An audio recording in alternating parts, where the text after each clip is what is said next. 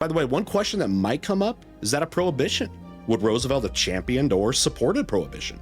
We might do well to look at what actually happened first. Woodrow Wilson vetoed the Volstead Act that provided for the enforcement of the 18th Amendment.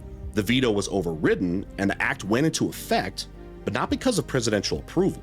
Wilson did sign legislation restricting the amount of alcohol in beverages, and the Selective Service Act made it illegal to sell alcohol to uniformed men.